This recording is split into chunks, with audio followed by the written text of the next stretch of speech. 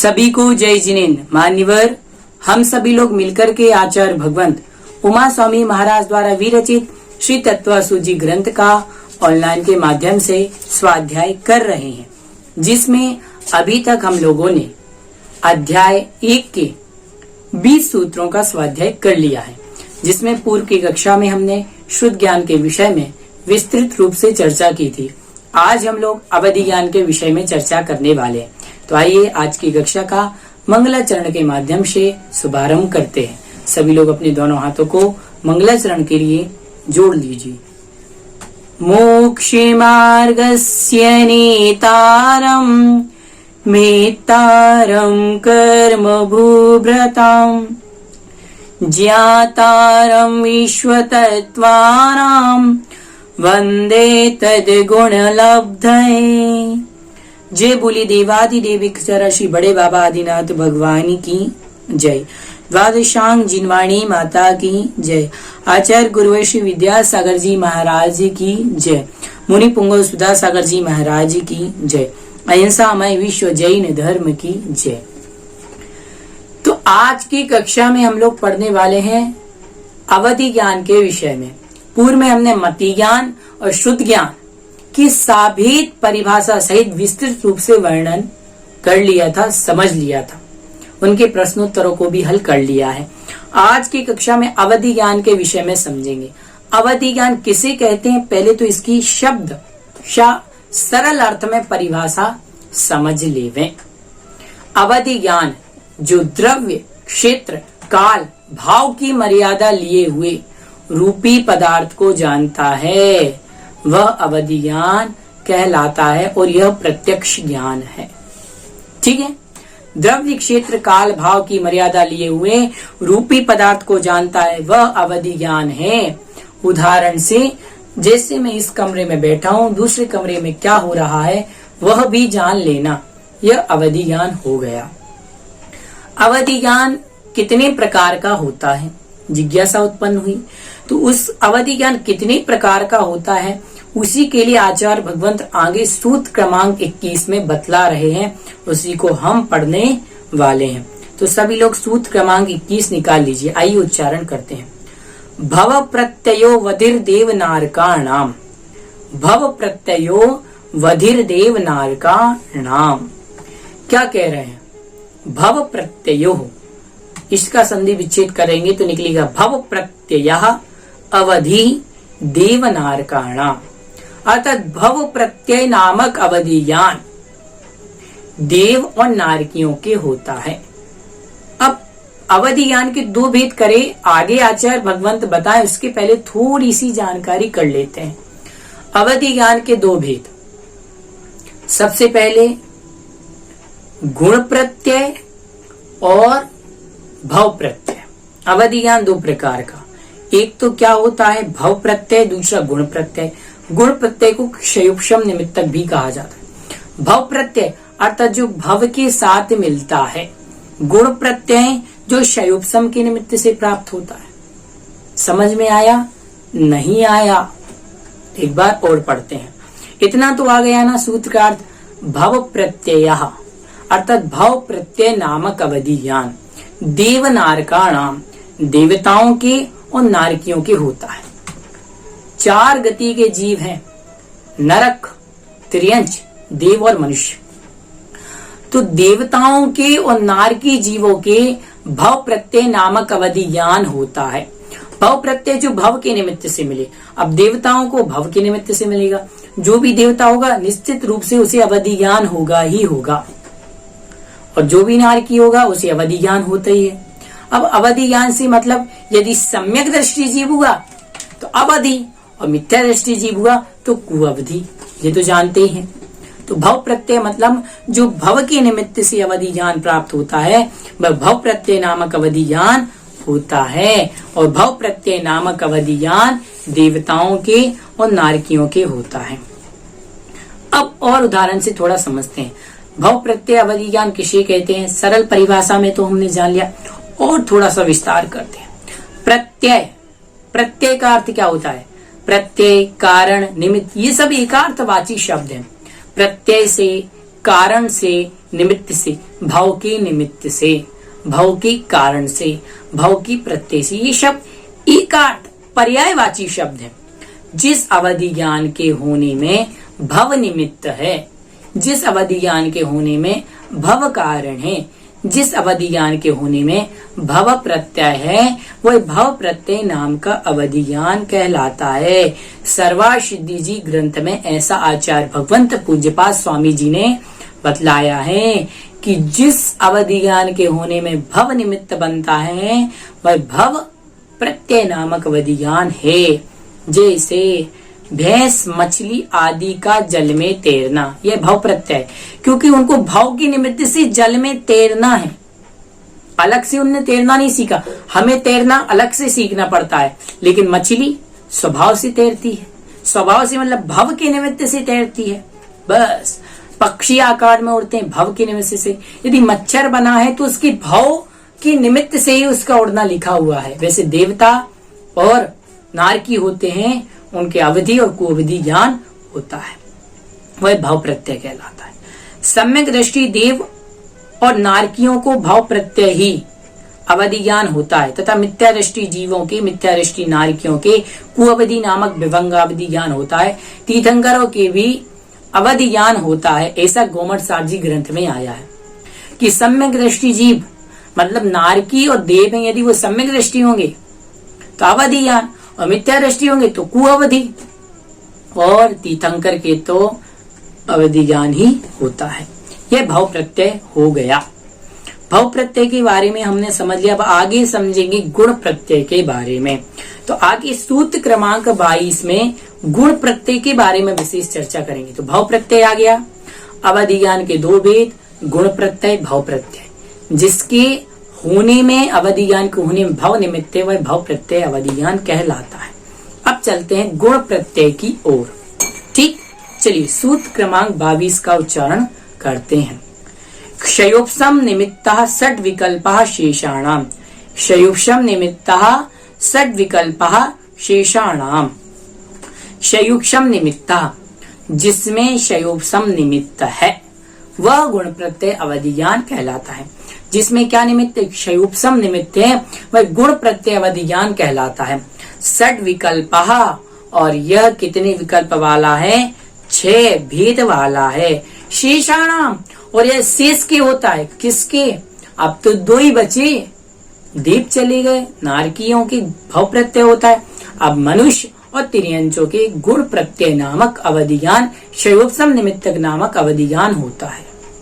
ठीक है, आ गया भाव प्रत्यय देव और नारकियों के, गुण प्रत्यय मनुष्य और तिर्यंचों के होता है। ठीक, एक बार और समझते हैं। क्षयोपम निमित्तः, जो क्षयोपम के निमित्त से अवधि ज्ञान होता है, वह गुण प्रत्यय अवधि ज्ञान होता है। और यह षड् विकल्प अर्थात 6 भेद वाला है, 6 विकल्प वाला है। शेषाणाम, और यह नारकी और देवों को छोड़ करके मनुष्य और तिर्यंचों के होता है। ठीक, एक बार अब थोड़ा सा अपने मनः पटल पर डायग्राम बनाते हैं। अवधि ज्ञान के 2 भेद, भाव प्रत्यय और गुण प्रत्यय। ठीक है, भाव प्रत्यय और गुण प्रत्यय। अब थोड़ा सा और समझते हैं कि गुण प्रत्यय अवधि ज्ञान किसे कहते हैं। पहले तो भाव प्रत्यय समझ लिया, जिसमें भाव निमित्त है। गुण प्रत्यय क्या है, तो इसकी एक बहुत अच्छा ग्रंथ है जो सर्व पूजनीय है, धवला पुस्तक। उसमें आया है सम्यक तो सहित, मतलब सम्यक दर्शन के साथ, अणुव्रत और महाव्रत, अणुव्रत और महाव्रत। गुण जिस अवधि ज्ञान में कारण है, वह गुण प्रत्यय है। अर्थात संयम के साथ जो ज्ञान होता है, अवधि ज्ञान होता है, वह गुण प्रत्यय है, बिना संयम के नहीं होगा। ठीक है, और सम्यक दर्शन के साथ, ऐसा धवला पुस्तक जी में आया है। ठीक, अब क्षयोपम निमित्तक जो यह ज्ञान है गुण प्रत्यय, इसके कितने भेद हैं, तो यह 6 प्रकार का कहा गया है। सबसे पहले 6 प्रकार में अनुगामी, अननुगामी, वर्धमान, ह्रियमान, अवस्थित और अनवस्थित। इसके पहले एक बात और समझ लेंगे। अवधि ज्ञान के 3 भेद और किए गए हैं। 3 भेद कौन कौन से, देशावधि, परमावधि और सर्वावधि। तो देशावधि, परमावधि और सर्वावधि, इसमें से सबसे पहले हम देशावधि की चर्चा कर लेते हैं, सर्वावधि और परमावधि की चर्चा बाद में करेंगे। सबसे पहले हम समझते हैं देशावधि। देशावधि का अर्थ क्या है? देश का अर्थ है सम्यक्त्व अर्थात सम्यक दर्शन। देश का अर्थ क्या है? सम्यक्त्व अर्थात सम्यक दर्शन, क्योंकि यह संयम का अंग है, यह संयम का अवयव है। जिस ज्ञान की अवधि अर्थात मर्यादा है, अर्थात सम्यक दर्शन, अर्थात देश का अर्थ है सम्यक, सम्यक दर्शन, और सम्यक है संयम का अवयव। और वह जिस ज्ञान का अवयव है, जिस ज्ञान की वह मतलब अवधि है, सीमा है, मर्यादा है, वह अवधि ज्ञान देशावधि ज्ञान कहलाता है। ठीक है, इतनी बात समझ में आ गई? ठीक। अब देशावधि ज्ञान जो है, ये देशावधि ज्ञान मिथ्यात्व को भी प्राप्त होता है और असंयम को भी। ठीक है, यह जो ज्ञान है, इसके होने पर जीव मिथ्यात्व को भी प्राप्त हो सकता है और संयम। ऐसा नहीं है कि सम्यक दृष्टि जीव है, उसको संयम के साथ देशावधि ज्ञान प्राप्त हो गया, तो ऐसा नहीं वो कभी मिथ्या दृष्टि नहीं होगा। मिथ्या दृष्टि हो भी सकता है और असंयमी भी हो सकता है। ठीक, ऐसा नहीं है कि एक बार उसे अवधि ज्ञान हो गया, देशावधि अवधि ज्ञान, फिर वो कभी मिथ्या दृष्टि नहीं होगा, ऐसा नहीं है। मिथ्या दृष्टि वह भी हो सकता है। और ये देशावधि ज्ञान के ही यहाँ पर भेदों के बारे में और चर्चा हम करेंगे। तो समझते हैं क्षयोपम निमित्तक जो चर्चा कर रहे थे हम, गुण प्रत्यय है, उसकी चर्चा की गई थी कि उसके 6 भेद हैं, अनुगामी, अननुगामी, वर्धमान, हीयमान, अवस्थित और अनवस्थित। सबसे पहले समझते हैं अनुगामी। अनुगामी का अर्थ क्या हुआ? जो साथ साथ जाता है, अनुगामी जो साथ साथ पीछे पीछे जाता है, अर्थात जो अवधि ज्ञान सूर्य के प्रकाश की तरह दूसरे भाव या क्षेत्र में जीव के साथ जाता है, वह कहलाता है अनुगामी। जैसे राम के साथ सीता जी बन गई। ठीक है, जो अवधि ज्ञान एक भाव से दूसरे भाव में जाता है वह अनुगामी। अननुगामी जो एक भाव से दूसरे भाव में जीव के साथ नहीं जाता। जैसे उर्मिला लक्ष्मण के साथ वन में नहीं गई। ठीक, राम के साथ सीता वन में गई, अनुगामी। लक्ष्मण के साथ उसकी पत्नी उर्मिला वन में नहीं गई, अननुगामी। ठीक है, अनुगामी जो दूसरे भाव में साथ जाता है, अननुगामी जो दूसरे भाव में साथ नहीं जाता है। उसके बाद वर्धमान, जो शुक्ल पक्ष के चंद्रमा की तरह क्या होता है, बढ़ता जाता है, वह कहलाता है वर्धमान। हीयमान जो कृष्ण पक्ष के चंद्रमा की तरह जिसका क्षयोपम कैसा होता जाता है, कम होता जाता है, वह हीयमान। जैसे जो अवधि ज्ञान जिसका द्रव्य क्षेत्र काल हमेशा और भाव हमेशा शुक्ल पक्ष के चंद्रमा की तरह निरंतर वृद्धि को प्राप्त होता जाता है, वह तो समझ लीजिए वर्धमान। और जो हमेशा कृष्ण पक्ष के चंद्रमा की भांति कम होता जाता है जिसका क्षयोपम, वह समझ लीजिए आप हीयमान। अब अवस्थित और अनवस्थित। अवस्थित जो अवधि ज्ञान हमेशा एक सा रहता है, न घटेगा न बढ़ेगा, न कम होगा न ज्यादा होगा, वह अवस्थित। और जो अनवस्थित, जो अवधि ज्ञान हवा में जल की तरंगों की भांति क्या करता रहता है, ऊपर नीचे होता रहता है, कभी बढ़ जाए कभी कम हो जाए, कभी बढ़ जाए कभी कम हो जाए, वह अनवस्थित। समझ गए? अवधि ज्ञान 3 प्रकार का भी होता है, ये भी हमने जाना, देशावधि, परमावधि और सर्वावधि। अब 6 प्रकार के भेद हमने समझ लिए, एक बार और समझते हैं। सबसे पहले अनुगामी जो दूसरे भाव में साथ जाए, इस भाव में तो है अगले भाव में भी साथ जाए, वह क्या हो गया, अनुगामी। अननुगामी जो दूसरे भाव में साथ ना जाए। वर्धमान जो बढ़ता जाए, हीयमान जो घटता जाए। अवस्थित जो हमेशा एक सा रहे, ना घटे ना बढ़े। और अनवस्थित जो घटे भी और बढ़े भी। अब समझते हैं देशावधि परमावधि। तो देशावधि के बारे में क्या समझा? देश का अर्थ है सम्यक और वह सम्यक का अवयव है संयम। संयम सम्यक का अवयव है। समझ गए? क्योंकि सम्यक के बिना संयम होगा ही नहीं और वो सब मिथ्या रहेगा। ठीक है? और जिस ज्ञान की वह मर्यादा है, अर्थात सम्यक और संयम जिस ज्ञान की मर्यादा है वह देशावधि है। ठीक है, इसके होने पर जीव मिथ्या दृष्टि भी हो सकता है और असंयम अर्थात संयम से गिर भी सकता है। अब उसके बाद आया यहाँ पर देशावधि जगन्य उत्कृष्ट। देशावधि के बारे में चल रही, तो जगन्य देशावधि ज्ञान है वह मनुष्य और तिर्यंचों के होगा। ठीक है, और उसके बाद उत्कृष्ट देशावधि ज्ञान है वो ज्ञान और संयम मतलब सम्यक दर्शन, सम्यक ज्ञान, सम्यक चारित्र के साथ ही होगा।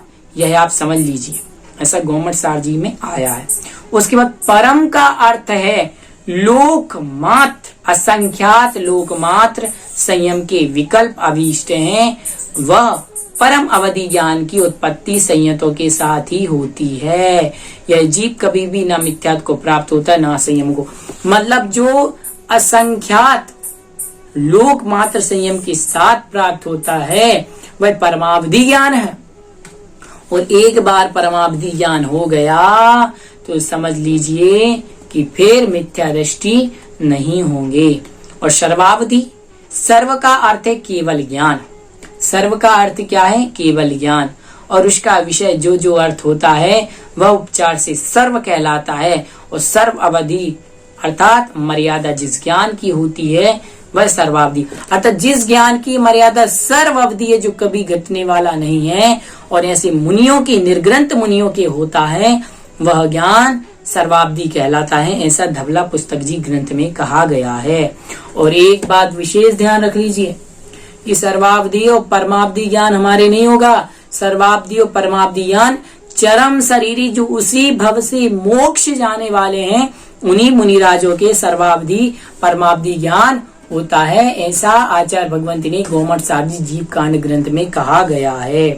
तो इस प्रकार से यहाँ पर अवधि ज्ञान के बारे में विशेष चर्चा हुई कि सबसे पहले अवधि ज्ञान कहते किसे हैं? तो द्रव्य क्षेत्र काल भाव की मर्यादा लिए रूपी पदार्थ को जाने वह अवधि ज्ञान। यह दो प्रकार का, सबसे पहले भव प्रत्यय और गुण प्रत्यय। भव प्रत्यय जो भव के निमित्त से प्राप्त होता है भव प्रत्यय, और जो शयोपसम विशेष से प्राप्त होता है वह गुण प्रत्यय। भव प्रत्यय नारकी और देवों के होता है, गुण प्रत्यय मनुष्य और तिर्यंचों के होता है। और शयोपसम निमित्तक अर्थात गुण प्रत्यय अवधि ज्ञान की 6 भेद। सबसे पहले अनुगामी, अननुगामी, वर्तमान, हेवान, अनवस्थित, अवस्थित और अनवस्थित, और 3 भेद और देशावधि, परमावधि और सर्वावधि। इस प्रकार से यहाँ पर हमने अवधि ज्ञान के बारे में विशेष रूप से चर्चा की। ठीक है, आज की कक्षा में इतना ही। आगे की कक्षा में इसके आगे मनः पर्याय ज्ञान की चर्चा हम करेंगे। ठीक, तो आप सभी लोग, मुझे जैसा कि मैं देख रहा हूँ आप लोगों की रुचि बढ़ रही है, आप लोग ऐसे ही स्वाध्याय करते रहिए। और एक चीज का विशेष ध्यान रखिए, जो मैंने आपको नोट्स बनाने को बोला है, नोट्स आपके आज के नहीं हमेशा जीवन पर्यंत काम में आएंगे। पुस्तकें तो क्या है बहुत सारी हैं, लेकिन पुस्तक पढ़ी हुई हम पढ़ते हैं फिर भूल जाते हैं, लेकिन जो आप नोट्स बनाएंगे ना, पढ़ करके जो नोट्स बनाएंगे वो आपके हमेशा काम में आएंगे। इसलिए नोट्स अपने जरूर बनाइए, इसकी एक कॉपी जरूर बनाइए, इसे नोट कीजिए, प्रश्नोत्तरों को नोट कीजिए, जो समझ में आ रहा है नोट कीजिए। और जो आपको समझ में नहीं आ रहा है वो जिज्ञासा आप हमें भेजिए। ठीक है, ऑडियो वीडियो लिख करके, कमेंट करके, कैसे भी जिज्ञासा आप हमें भेज सकते हैं। और इस वीडियो को अधिक से अधिक लोगों तक शेयर कीजिए, लाइक कीजिए। आज की कक्षा में इतना ही, आगे और पढ़ेंगे। तब तक के लिए सभी को जय जिनेन्द्र।